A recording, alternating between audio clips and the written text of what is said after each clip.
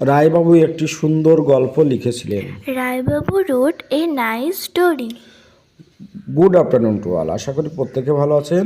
আজও বেশ কয়েকটি নতুন নতুন সেন্টেন্স নিয়ে আলোচনা করব। আশা করি এগুলো আপনাদের জন্য অবশ্যই হেল্পফুল হবে। তাই আমি চাইবো যে আপনারা পুরো ভিডিওটি আমার সঙ্গে দেখুন। তাহলে চলুন ভিডিওটি শুরু করা যাক।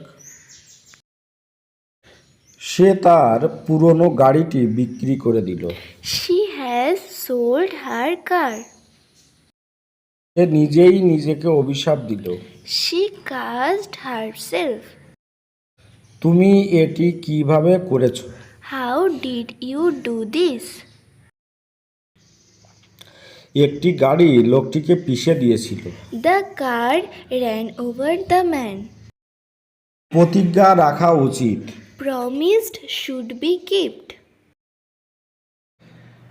ব্যাংকে ডাকাতি হয়েছিল। The bank has been robbed. চোরেরা দরজা ভেঙেছিল। The thieves broke the door. তুমি কি চাও? What do you want? আমরা তার গান শুনেছিলাম। We heard her song. মা আমাকে একটি ছবি দেখিয়েছিলেন। Mother showed me a picture. Rita তার ভাইকে আঘাত করেছে।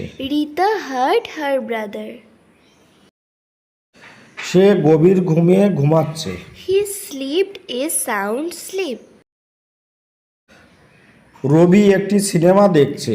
Robbie is watching a movie. তুমি আইন ভাঙছো। You are breaking law. Rima কাপড় ধুচ্ছে। Rima is washing clothes. বাবা খবরের কাগজ পড়ছেন। Father is reading a newspaper. মা রাতের খাবার রান্না করছেন। Mother is cooking dinner. আজ বৃহস্পতিবার। Today is Thursday. সে একটি মেল পাঠাচ্ছে। He is sending a mail. তাহলে ভিডিওটি আজকের মতো এখানেই শেষ করছি। আশা করি এই নতুন নতুন সেন্টেন্সগুলো আপনাদেরকে নতুন ওয়ার্ডগুলো জানতে সাহায্য করবে, অ্যাজ ওয়েল অ্যাজ কীভাবে সেন্টেন্সের মধ্যে এই মানে ট্রান্সলেশনগুলো বা অ্যাজ এ স্পোকেন ইংলিশ আমরা ইউজ করতে পারি, তাও আস্তে আস্তে বুঝতে পারবেন। আর বাড়ির ছোটোদেরকে অবশ্যই এগুলো শেখাবেন। ভালো থাকবেন সবাই, আপনার দিনটি শুভ হোক। Have a good day.